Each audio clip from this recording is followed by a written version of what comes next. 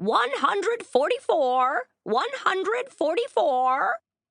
Sitting on the steps to his uncle's apartment over the garage, Nipper had thought he was far enough away from Sammy the parrot to not hear it screeching. The Yankees are the worst. 144. He wasn't. Somewhere behind his neighbor's house, Missy Snodgrass's double, triple, super awful pet bird squawked and blabbed.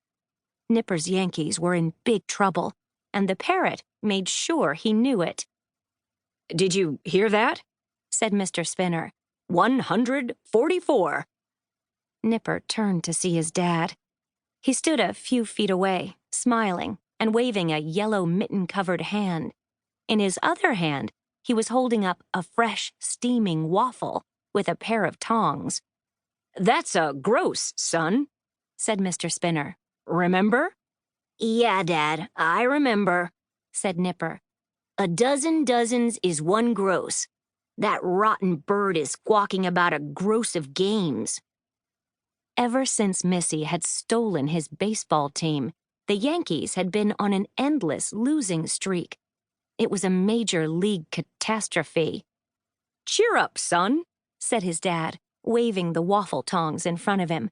"I've made you breakfast." Nipper caught a whiff of the fresh waffle. It smelled delicious. The aroma was soothing. He would love a waffle. He would have one, maybe two, maybe 3 waffles. 3. Nipper snapped out of it. 3 more games. His Yankees only had 3 games left.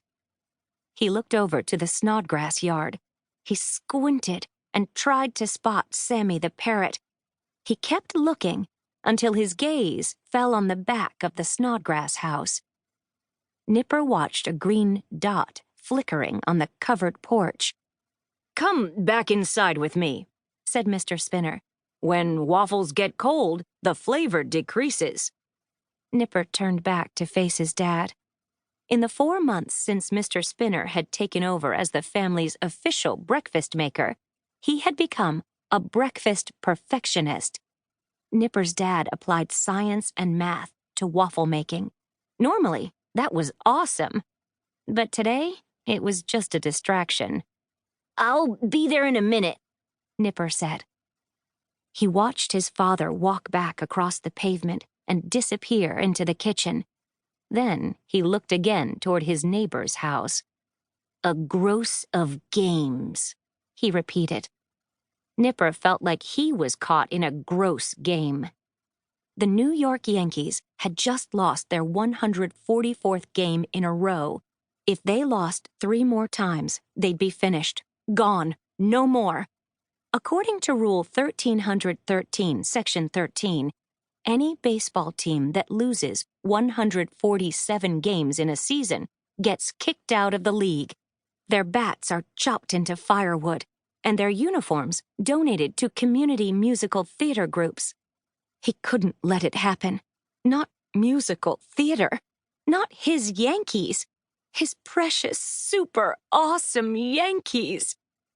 Nipper eyed the paper bag in his hand. He had been carrying it with him ever since he and his sister had escaped from the clandestine League of Unstoppable Daredevils, a band of skateboarders, surfers, and gymnasts, also known as the Cloud. He uncurled the top and peeked inside. Good. The special thing inside the bag was still there. He was going to need it, if he was going to save his team.